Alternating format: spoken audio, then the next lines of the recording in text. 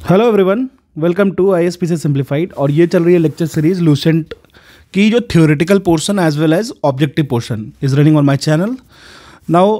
This is all about I have already completed 12 chapter I think of Lucent objective as well as subjective book of 2022 edition. Now moving further to the next question or next slide or next topic, it is chief minister and the state council of ministers. जैसे हम लोगों ने prime minister and central के council of ministers को जाना था, उसी तरीके से chief ministers and state council of ministers को जानते हैं। हमने स्टेट के एग्जीक्यूटिव को पढ़ना स्टार्ट किया था, जहाँ मैंने आपको गवर्नर पढ़ाया है। ठीक है, स्टार्ट करते हैं। चीफ मिनिस्टर के बारे में जानते हैं। सबसे पहली बात, फॉरमोस्ट बात जो आपको ध्यान रखना है ना चीफ मिनिस्टर के बारे में, तो पहला बात क्या है, चीफ मिनिस्टर जो होते हैं ना वो हेड ऑफ स्टेट होते हैं। किसके? तो काउंसिल ऑफ मिनिस्टर्स के। तो ऑब्जेक्टिव बनती है इससे, chief minister is the head of state council of the ministers. तो जो भी काउंसिल ऑफ मिनिस्टर्स होंगे उनके हेड होंगे चीफ मिनिस्टर। ठीक है, आगे बढ़ते हैं। अब चीफ मिनिस्टर के अपॉइंटमेंट की बात करते हैं। इनको अपॉइंट किया जाता है किनके द्वारा? तो गवर्नर के द्वारा। ठीक है, और अब देखिए, जब गवर्नर जो होंगे वो सीएम को अपॉइंट कर देंगे। ठीक है, अब सीएम क्या करेंगे, इनके साथ मिलके बोलेंगे सर थोड़ा मुझे हेल्प करो। किस चीज़ के लिए? तो काउंसिल्स ऑफ मिनिस्टर्स को अपॉइंट करने के लिए। ठीक है, देखिए ये प्रोसेस तो यही है, लेकिन होता क्या है यहाँ पे इन्फ्लुएंस किनका ज़्यादा होता है? तो चीफ सीएम का इन्फ्लुएंस ज़्यादा होता है। ठीक है, एक तरीके से इंडिकेटिव वे में कहते हैं कि सीएम ही इलेक्ट करते हैं, जो अपॉइंट करते हैं डिफरेंट काउंसिल ऑफ मिनिस्टर्स के मेंबर को। लेकिन हाँ, उनका कंसल्टेटिव अप्रोच साथ में उनका हेल्पफुल अप्रोच होता है गवर्नर का। ठीक है, गवर्नर अपॉइंट करेंगे चीफ मिनिस्टर को, फिर उनके साथ मिलके चीफ मिनिस्टर प्लस गवर्नर मिलके करेंगे काउंसिल ऑफ मिनिस्टर्स के डिफरेंट मेंबर्स को। ठीक है, आगे बढ़ते हैं। देखिए, the other ministers are appointed by governor. कहने को गवर्नर करते हैं with the advice of chief minister. लेकिन यहाँ पे ऑफिशियल लैंग्वेज नहीं है, लेकिन अगर अनऑफिशियल लैंग्वेज की बात करें तो चीफ मिनिस्टर का पूरा इन्फ्लुएंस होता है। ठीक है, आगे कहते हैं any person may be appointed a minister but he must become member of legislative with in 6 months of such appointment. याद रखिएगा, कोई भी आदमी, कोई भी इंसान है, कहीं का भी कोई भी मेंबर है, वो आराम से लेजिस्लेटिव असेंबली का बन सकता है मेंबर, स्टेट लेजिस्लेटिव असेंबली का मेंबर बन सकता है। उसको बनने के बाद ना कम से कम 6 month के अंदर में अपने अपॉइंटमेंट को प्रूव करना पड़ेगा, अपने मेजॉरिटी को प्रूव करना पड़ेगा। ठीक है, आगे बढ़ते हैं। कहता है the council of minister is collectively responsible to the legislative assembly of the state but individually responsible to the governor. अब याद रखिएगा, अगर हम लोग सीओएम की बात करें, काउंसिल ऑफ मिनिस्टर्स की बात करें, तो ये कलेक्टिवली जो होगा ना, ये कलेक्टिवली किसके लिए रिस्पॉन्सिबल होंगे? तो ये होते हैं लेजिस्लेटिव असेंबली ऑफ स्टेट के लिए रिस्पॉन्सिबल होते हैं। लेकिन अगर इन्हीं काउंसिल ऑफ मिनिस्टर्स को हम इंडिविजुअली बात करें ना, सिंगल मिनिस्टर्स जो होंगे वो रिस्पॉन्सिबल होंगे गवर्नर के लिए। तो गवर्नर को वो रिस्पॉन्सिबल होंगे, साथ में उनको अगर कुछ भी जवाब देना है तो गवर्नर को देंगे। ठीक है, this is all about council of ministers work and culture. अब आगे बढ़ते हैं। The relation between the governor and his ministers. अगर हम लोग गवर्नर्स एंड उसके मिनिस्टर्स के बीच में रिलेशन जाने तो ये सेम होता है, सेम तरीके का रिलेशन है कैसा, जैसा प्रेसिडेंट और उनके बीच में मिनिस्टर्स का होता है। ठीक है, तो this is all about the council of ministers and governor relation. अब हम लोग बढ़ते हैं, स्टेट लेजिस्लेचर को समझते हैं। स्टेट लेजिस्लेचर के बारे में कुछ जानते हैं। अब देखिए, सबसे ज़्यादा जो क्वेश्चन इंटरप्ट होता है ना, और जो भी अरोज होता है, जो भी क्वेश्चन, उसमें जानते हैं कुछ स्टेट्स हैं जहाँ पे बाई कैमरल लेजिस्लेचर है। बाई कैमरलिज्म कहने का मतलब कि 2 हाउसेस हैं वहाँ पे, upper house and lower house. ठीक है, 2 हाउसेस होते हैं, member of legislative assembly and member of legislative council. ठीक है, तो अब देखिए, इंडिया में 6 ऐसे स्टेट्स हैं जहाँ पे 2 हाउसेस हैं, और ये आपको याद रखना है। डेफिनेटली एग्जाम में पूछता है, एमसीक्यू में आप रिपीटेडली, इवन प्रीलिम्स में तो आप जबरदस्त देखोगे इस क्वेश्चन को। तो देखते हैं, आंध्र प्रदेश में है, तेलंगाना में है, बिहार में है, बाई कैमरलिज्म है, कर्नाटक में, महाराष्ट्र एंड उत्तर प्रदेश में है। ठीक है, तो ये 6 स्टेट्स आपको याद होने चाहिए। ठीक है, और बाकी सारे जो स्टेट्स हैं वहाँ पे यूनिकैमरलिज्म है। ठीक है, एंड वहाँ पे सिर्फ लेजिस्लेटिव असेंबली है, लेजिस्लेटिव काउंसिल नहीं है वहाँ पे।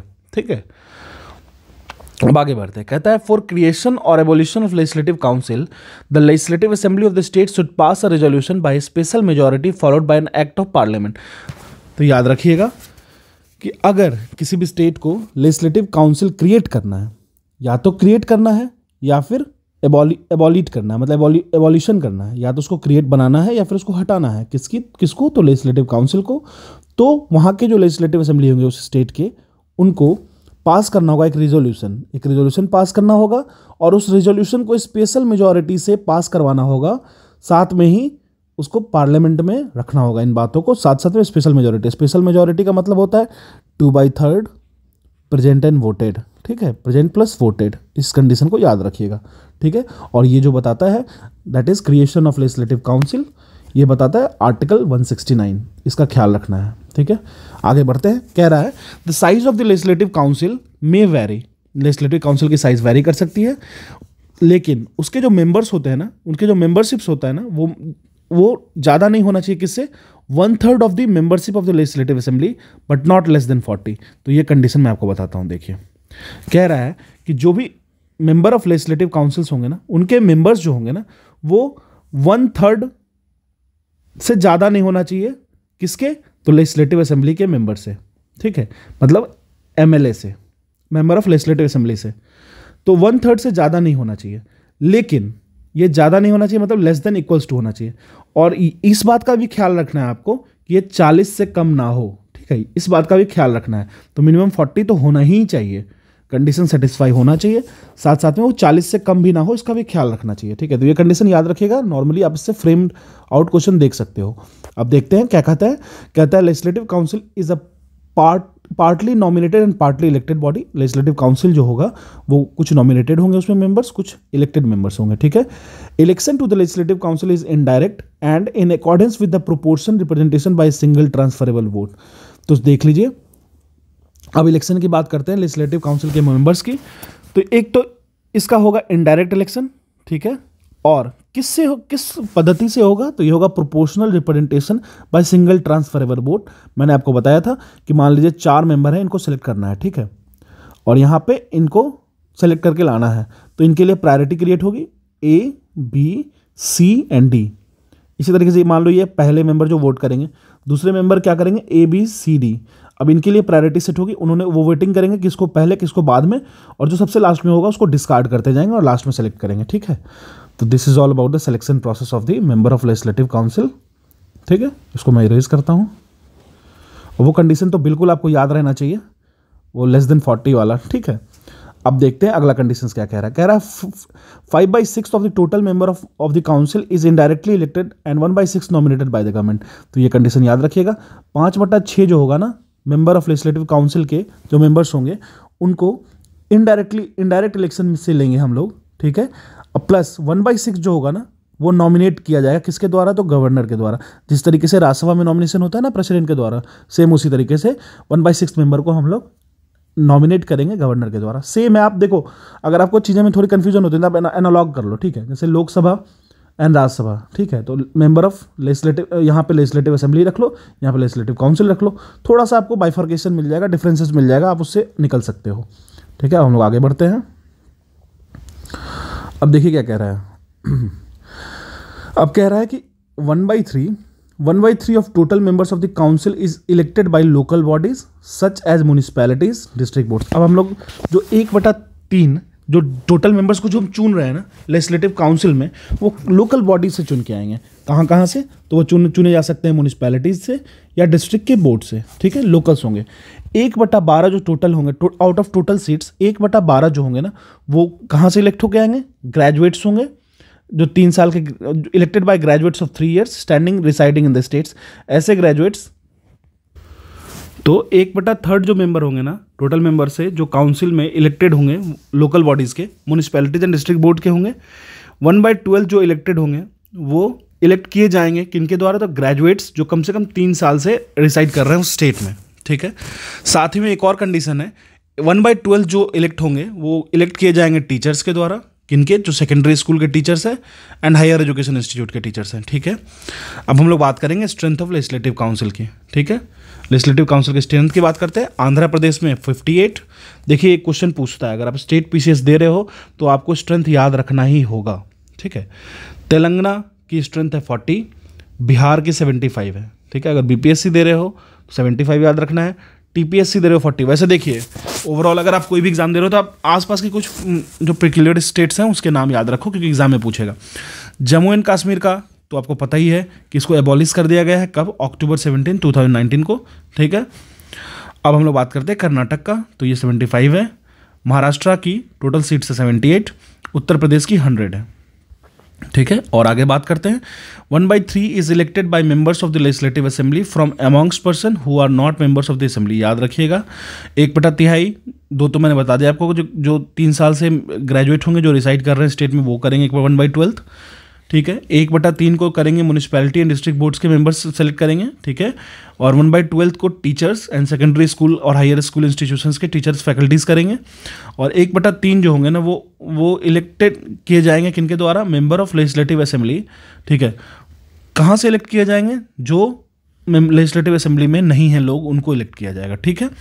अब आगे बढ़ते हैं, कहता है द रिमाइंडर जो बच गए उनको नॉमिनेट किया जाएगा किनके द्वारा, गवर्नर के द्वारा। कहाँ से, from persons specialised in literature. देखिए सेम कंसेप्ट है, राज्यसभा में जो प्रेसिडेंट करते हैं उसी तरीके से मेंबर ऑफ लेजिस्लेटिव काउंसिल में गवर्नर करेंगे। वहाँ से जो पर्सन स्पेशलाइज्ड होंगे लिटरेचर में, साइंस में, आर्ट में, cooperatives movements and social services में, ठीक है। राज्यसभा में कोऑपरेटिव वाला कंडीशन नहीं है, ठीक है। आगे बढ़ते हैं, कह रहा है the court can not question. अब कोर्ट क्या होगा, क्वेश्चन नहीं कर सकता है किस पे, तो जो गवर्नर जिनको नॉमिनेट किया है उन पे कोर्ट क्वेश्चन नहीं कर सकता है, उनके बोनाफिकेशन पे, दैट इज बोनाफाइड है कि नहीं है, ये क्वेश्चन नहीं कर पाएगा, ठीक है। The legislative assembly of which state is directly elected on the basis of adult suffrage from territorial constituencies, ठीक है। अगर आपकी उम्र हो चुकी है आप जाके वोट करो, उसमें कोई दिक्कत नहीं है, डायरेक्टली एडल्ट सफरेज पे आपका इलेक्शन होगा, ठीक है। अब बात करते हैं the number of members of the legislative can not B. अब देखिए लेजिस्लेटिव काउंसिल के जो मेंबर्स होंगे ना, members of assembly can not, अब मेंबर ऑफ असेंबली की बात हो रही है, इनकी जो स्ट्रेंथ होगी वो 500 से ज़्यादा नहीं हो सकता है, मतलब 500 से ज़्यादा नहीं हो सकता है, और 60 से कम नहीं हो सकता है, ठीक है। तो आप समझ लीजिए कि जो स्ट्रेंथ होगा वो 500 से कम एंड 60 से ज़्यादा होना चाहिए, ठीक है। तो ये कंडीशन है, आपको ध्यान रखना होगा। अब आगे बढ़ते हैं, अब कह रहा है the assembly in Mizoram and Goa have only 40 members each while the assembly in Sikkim has 32 members. तो कुछ असेंबलीज जो यूनिक नंबर्स और स्ट्रेंथ्स हैं वो आपको याद रखना है। अब हम लोग कुछ लेजिस्लेटिव असेंबली के स्ट्रेंथ की बात कर लेते हैं, कुछ स्टेट और यूटीज़ की। उत्तर प्रदेश की स्ट्रेंथ है 404, ठीक है। देखिए ये टेबल काफ़ी इंपॉर्टेंट है, आपको लग रहा होगा ये क्या इतना बहुत ज़्यादा फैक्ट हो जा रहा है, लेकिन ये फैक्ट्स पूछता है। अगर आप दे रहे हो स्टेट पीसीएस या फिर यूपीएससी भी, तो ये फैक्ट्स पूछता है। वेस्ट बंगाल का है टोटल 294, महाराष्ट्र का 288, बिहार 243, ठीक है। लेजिस्लेटिव असेंबली की मैं बात कर रहा हूँ, तमिलनाडु की 234, मध्य प्रदेश की 230, कर्नाटक पे आ जाते हैं, कर्नाटक का 225, राजस्थान का 200, गुजरात 182, आंध्र प्रदेश 175, उड़ीसा की स्ट्रेंथ है लेजिस्लेटिव असेंबली में 147, केरल 140, असम 126, तेलंगाना 120, पंजाब 117, छत्तीसगढ़ 90, ठीक है। आप इसी तरीके से टेबल को देख सकते हो, स्क्रीनशॉट ले लो या फिर आपके बुक तो होगा ही। हरियाणा का है 90, जम्मू एंड कश्मीर 83, ठीक है। 83 जम्मू एंड कश्मीर का देख लेते हैं। अब देखिए इस 83 में 7 सीट को रिजर्व किया गया है एससी के लिए, ठीक है। टोटल 107 में से 24 सीट पीओके का है, पीओके रीजन का है, ठीक है। और स्ट्रेंथ जो होता है वो नॉमिनेटेड मेंबर को भी इंक्लूड करता है, इस बात का ध्यान रखना है, ठीक है। आगे बढ़ते हैं, झारखंड का देख लेते हैं 82 है, उत्तराखंड 71, दिल्ली एनसीटी का 70, इस तरीके से आप देख लेना सारे का, ठीक है। और 4 सीटें जो थी लद्दाख की अब वो एग्जिस्ट नहीं करती हैं, जम्मू एंड कश्मीर की कंप्लीट 83 सीट्स हैं, ठीक है। आगे बढ़ते हैं, एक चीज़ और है, governor can nominate 1 member of the Anglo Indian community in the assembly, ये आर्टिकल 333 बताता है, ठीक है। तो दिस इज ऑल अबाउट। अब हम लोग लेजिस्लेटिव असेंबली के ड्यूरेशंस की बात करें तो ये 5 ईयर का होता है, इसको डिसॉल्व किया जा सकता है sooner than 5 year by the governor. तो गवर्नर लेजिस्लेटिव असेंबली को डिसॉल्व कर सकता है, 5 साल से पहले भी कर सकते हैं, किनके द्वारा, तो गवर्नर के द्वारा।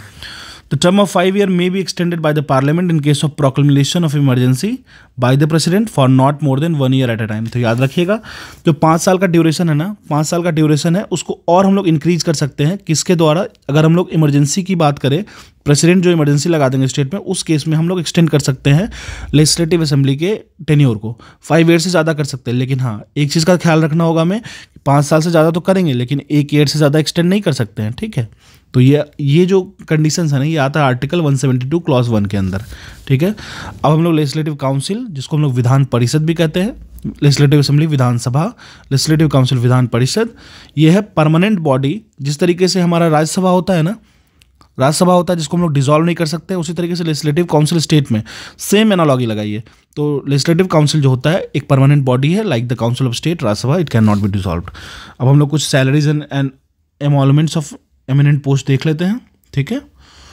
तो देखिए प्रेसिडेंट, हालांकि ये तो इसमें पढ़ना ही नहीं था, लेकिन फिर भी मैं डाल देता हूँ। प्रेसिडेंट की है 5 लाख, ठीक है। वाइस प्रेसिडेंट की 4 lakh, Lok Sabha speaker 4 lakh, governor 3,50,000, chief justice of supreme court की 2,80,000, अदर जजेस of supreme court 2,50,000, chief justice of high court is 2,50,000, other जजेस of high court 2,25,000, CAG is 2,50,000, दोनों का सेम होता है, हाई कोर्ट के जज का और कैग का।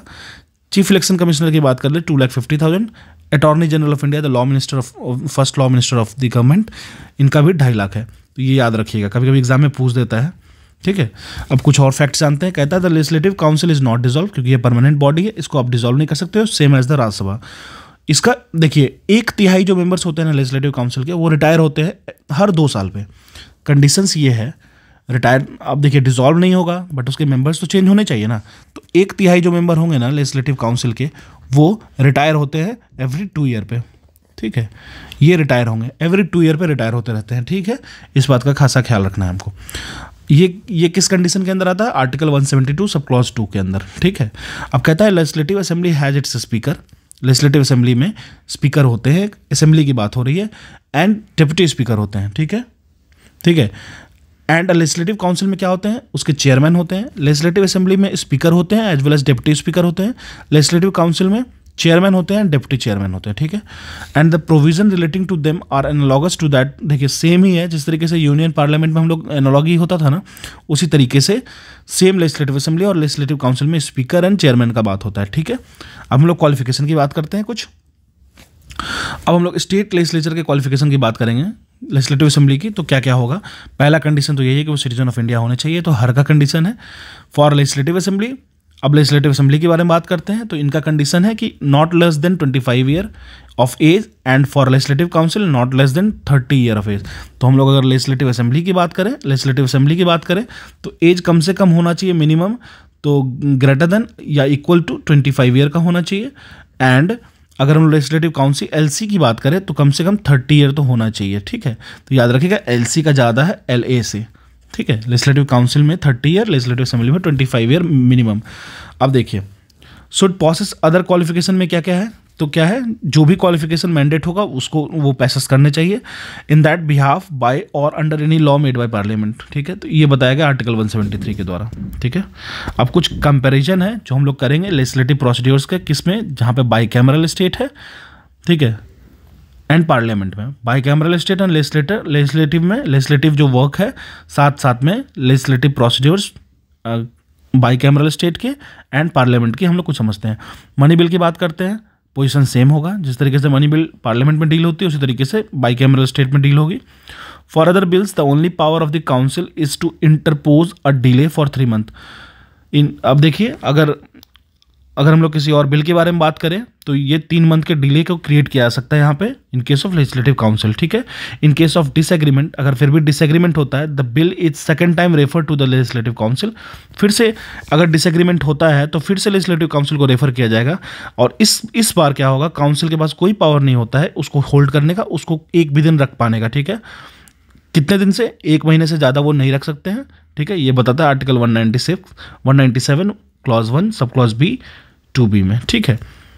तो दिस इज हो गया। अब एक चीज़ और बच रहा है फाइनल सा चीज़, जिसमें कहते हैं प्रिविलेज ऑफ स्टेट लेजिस्लेचर। इनके पास क्या क्या प्रिविलेजेस होता है, उसके बाद हम लोग नेक्स्ट लेक्चर में पंचायती राज ये सब देखेंगे, ठीक है। प्रिविलेजेस ऑफ स्टेट लेजिस्लेचर क्या होता है? इनके पास प्रिविलेज क्या है? सेम एज यूनियन पार्लियामेंट, जैसा यूनियन का पार्लियामेंट का प्लेस वो है ना प्रिविलेज है, सेम यूनियन पार्लियामेंट का प्रिविलेज होता है स्टेट लेजिस्लेचर के पास।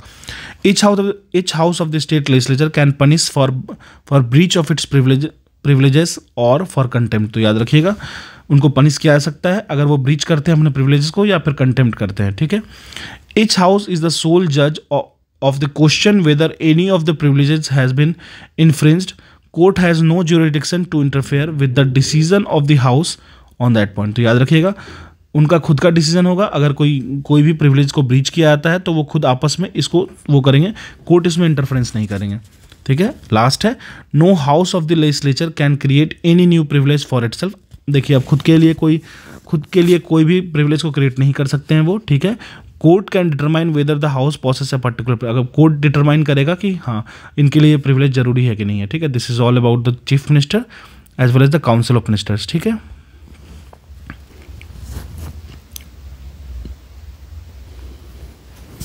अब हम लोग स्टार्ट करते हैं इसके क्वेश्चन से, ठीक है। क्वेश्चन से स्टार्ट करेंगे। एक मिनट, मुझे पेन यूज़ कर लेने दीजिए। हाँ, तो क्वेश्चन है the chief minister and the council of ministers का। क्वेश्चन नंबर 1 कह रहा है the chief minister is appointed by, किनके द्वारा अपॉइंट किया था? तो ऑब्वियसली द गवर्नर के द्वारा। कह रहा है who among the following was the first women chief minister of the independent India. पहली वुमेन चीफ मिनिस्टर जो इंडिपेंडेंट इंडिया की बनी थी वो कौन थी? तो वो थी सुचेता कृपलानी, ठीक है। हम लोग आगे बढ़ते हैं। कह रहा है क्वेश्चन नंबर 3 क्या कह रहा है, who was the first chief minister of Uttarakhand state. देखिए, उत्तराखंड पीसीएस में पूछा है, सो आपको उतना ज़्यादा हैम्पर होने की जरूरत नहीं है इस क्वेश्चन से, क्योंकि जो स्टेट स्पेसिफिक होता है, जैसे मान लो बीपीएससी का दे रहा था ना, तो वहाँ पूछता first female chief minister of Bihar, अब first chief minister of Bihar, तो किसी भी स्टेट का पूछेगा ना तो उससे स्पेसिफिक पूछेगा, तो आपको ज़्यादा डीप डाइव नहीं करना है ऐसे क्वेश्चंस में, ठीक है। अगर आप अनलेस एंड अनटिल आप उत्तराखंड पीसीएस दे रहे हो, नहीं दे रहे हो तो ठीक है। तो पहली चीफ मिनिस्टर जो उत्तराखंड स्टेट के थे वो कौन से थे ये समझते हैं। क्वेश्चन नंबर 3 है, तो इसके थे नित्यानंद स्वामी जी, ठीक है। आगे बढ़ते हैं। अब क्वेश्चन नंबर 5 क्या कह रहा है? क्वेश्चन नंबर 5 कह रहा है which of the following constitutional amendment act six that the size of the council of ministers at the center and the state must not exceed 15% of the total number of members in the Lok Sabha and the total number of members in the legislative assembly of that of the state respectively। मतलब ऐसा कौन सा constitutional amendment act है जो ये चाहता है कि size of the council of minister का जो साइज होगा ना, वो क्या होना चाहिए? सेंटर एंड स्टेट में दोनों में एक्सीड नहीं करना चाहिए 15% किसके? तो टोटल नंबर ऑफ मेंबर्स के, ठीक है, लोकसभा में as well as legislative assembly of that state respectively. तो ये कौन सा अमेंडमेंट है ये समझते हैं, ये अमेंडमेंट है 91st अमेंडमेंट जो ये चाहता है, ठीक है। ये यूपीएससी 2007 में क्वेश्चन पूछा गया है। अब कहते हैं which article of the constitution defines the duties of chief minister. ऐसा कौन सा आर्टिकल है जो ड्यूटीज ऑफ चीफ मिनिस्टर को डिफाइन करता है, ठीक है। तो ये आर्टिकल 167 है। एक चीज़ मैं यहाँ मेंशन करना चाहता हूँ कि जितने भी आर्टिकल्स हैं वो हम लोग आर्टिकल्स वाले चैप्टर में पढ़ेंगे, अलग से हम लोग आर्टिकल्स को एक देखेंगे, ठीक है। क्योंकि लूसेंट का जो फॉर्मेट है ना, इस तरीके से वो डिज़ाइन कर रखे हैं कि आर्टिकल्स का कुछ सेपरेटिव कर दिए हैं, वो आर्टिकल का एक अलग सा चैप्टर बना दिया, तो हम लोग उसको उसी तरीके से देख लेंगे। और इवन मैं उसमें ट्रिक्स भी इंट्रोड्यूस कर दूंगा जो आपको आसान रहेगा याद करने में। अब कह रहा है क्वेश्चन नंबर 7 कह रहा है in India women had never been a chief minister in the state of Maharashtra. ये चीज़ याद रखिएगा, ठीक है। This is all about chief minister and the council of ministers. मैंने अभी तक लगभग 13 चैप्टर कंप्लीट कर दिया है पॉलिटी का, आप जाकर सारे प्लेलिस्ट को देख सकते हो। साथ में अगर आपका जनरल साइंस थोड़ा भी कमजोर है तो आप जाकर के जनरल साइंस में फिजिक्स को मैंने कंप्लीट किया है घटना चक्र से, वो आप जाकर देख सकते हो साथ में ही। और अगर आपको ट्रिक्स देखने हैं यूपीएससी से रिलेटेड वो भी देख सकते हो। अगर आपको मेरे चैनल का कंटेंट अच्छा लग रहा है, मैं और भी बहुत सारी चीज़ें लाऊंगा। करंट अफेयर मैंने डाल रखा है स्पीडी की टोटल 20 करंट अफेयर लगभग मैंने इंटायर ईयर की डाल रखी है 2022 की। अगर आपको मेरा कंटेंट सच में अच्छा लग रहा है तो मेरे चैनल को सब्सक्राइब करो, मेरे साथ जुड़े रहो, मैं ऐसे ढेर सारी चीज़ें लाता रहूँगा। Thank you.